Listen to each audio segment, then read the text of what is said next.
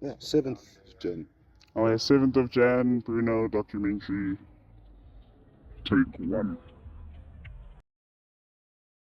My name is Bruno. My surname is Brokpearl.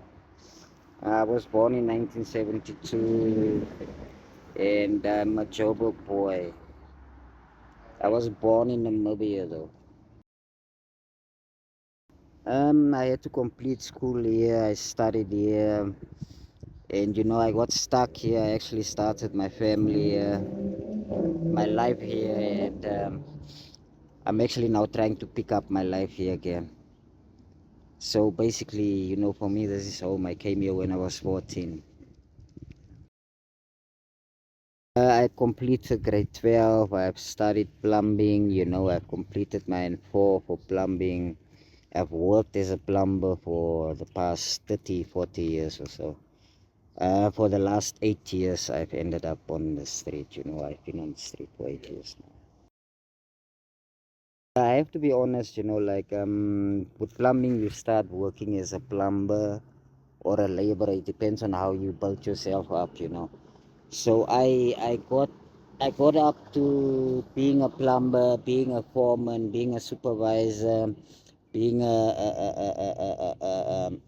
site agent. A site agent is someone that runs several sites, and then you become a contracts manager. Contracts manager is when you sign a contract by a place like Melrose Arch. Melrose Arch, Yeah, the precinct. like those developments. Yeah, those complexes. So I actually scored. I signed one of those contracts, and because of the money, it suddenly you exposed to a lot of money. So it got to my head, got a hot headed, and I ended up doing all the wrong things, like woman, drugs, all that, alcohol. Yeah, it's not an original story. I'm No, sure of you've course. heard this a lot. Yeah. The worst thing is that your family breaks up. I lost my kids. I lost the mother of my kids. But like in life, everything happens for a reason, and my time that I spend on the streets for that I'm still spending, it's made me a different person. I used to be I used to be different, man. I'm more at ease now, I'm not even looking for money anymore. I'm not that I've interested, noticed. yeah. Even despite everything, you're always very peaceful, calm. Yeah. But I used to be hot-headed when I had it, Mm. so it's brought me down, it's made me, like it's made me understand and see poor people on a different level. But unfortunately, I had to share that poorness Yeah, with them, like really learn from yeah. from Like experience, live the basically. Yeah, experience. Yeah, for sure.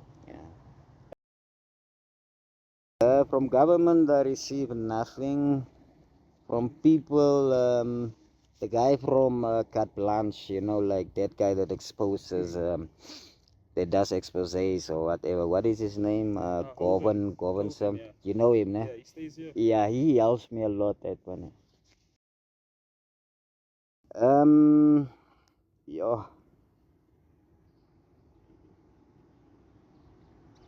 you have to really think about this when you answer that, Mm.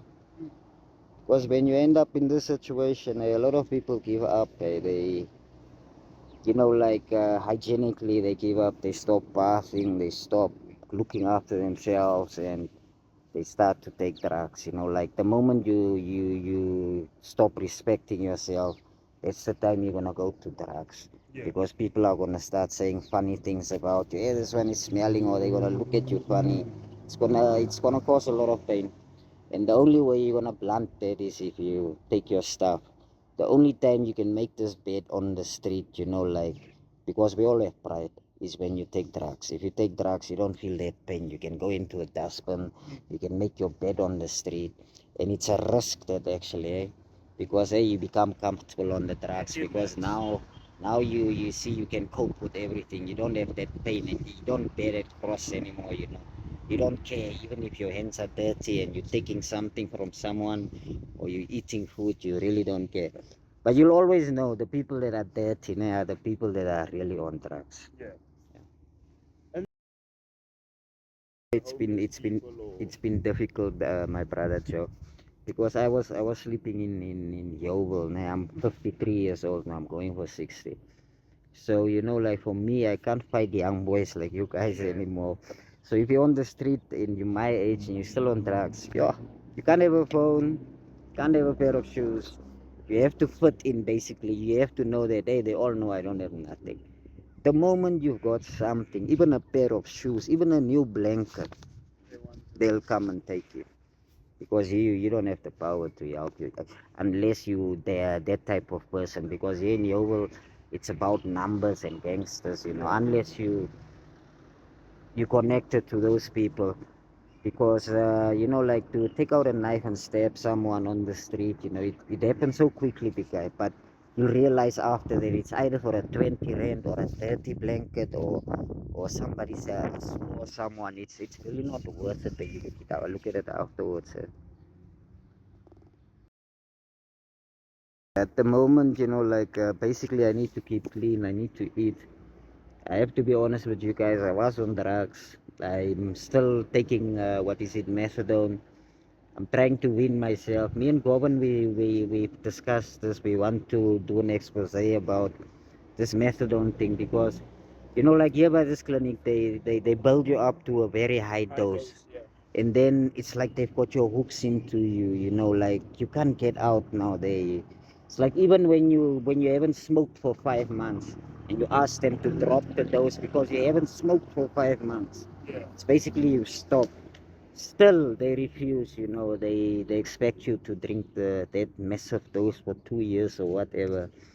And during that 2 years, because you have to return every morning to unless you've got someone who collects the home doses for you. You can't really get a job if you're on the methadone. So anyway, I'm collecting now. So I'm busy weaning myself off now. From 8 mil, I've dropped to 4 mil. And the next collection, I'm gonna drop another 2 mil and then another 2 mil, just to get off it. But once I'm off it, I want to fix my teeth. The thing is, I don't want to go and work like this. It's not very professional. I need to take out my teeth. I need to. I've discussed it here by the job option. They said on the 9th I must come. I must go and they're gonna take it out, and then it's gonna be a 1 month period before I get The other ones. the other ones. Yeah. So once I receive the other ones, that's when I'll start looking for for work. Not really plumbing work anymore because I'm old. Maybe a driving job. I don't know. Or maybe I'll buy things and sell them. I don't know. I don't want to be working for a company anymore. I don't want the morning to afternoon routine. My days are very special to me. You can't take my days. I want to be free. Yeah. At the end of the methadone is just synthetic heroin. So once you're hooked on it on the 8 mil, you're actually more hooked than you are on heroin. On heroin you can stop. If you get arrested or whatever, Yeah. you'll stop. Even if you vomit and your stomach is running and you're going through pain. But if you're on 8 mil and you are forced to stop, you'll die. That's a huge dose. You'll die. And that's actually what's happened with a few people. That's why Gordon wants to do this. There's people that came there, like they took the methadone for a while. They saw that they don't smoke anymore, so they decided since they don't smoke, they can stop the methadone also. But after the third day, they started, having methadone withdrawals now. And if you're on 8 mil, it's hectic. She came running to the clinic, vomiting, shaking. She was in pain. So I told the sisters there, that it doesn't help her to try and give her the methadone now orally, you understand? Because the moment she smells it, she's going to vomit it out. They have to inject it into an artery or something. They didn't listen to me because I just heard the following day because I left. I heard the following day, the woman, they left her there. She started vomiting again, like frothing by the mouth. And then she swelled herself and she passed on. And that's from methadone dose. So the thing is, most of those people like from Anova, Okay, fine. Maybe they're building the experience now, but they don't have any experience dealing with methadone downs, and Yeah. they don't even know how many days it takes before you have a down. I think it's private, but it works with government. I have to be honest, I haven't really look at the ANOVA profile. I don't know if it's a semi-government, a private thing or whatever. But I will find out now. But like apart from that, the people are very professional. It's just like that they don't know, they don't realize what a dangerous medication they operating with. A lot of people have died there. It's maybe now in the time that I've been there for the last 2 years, maybe 6 or 7 people died.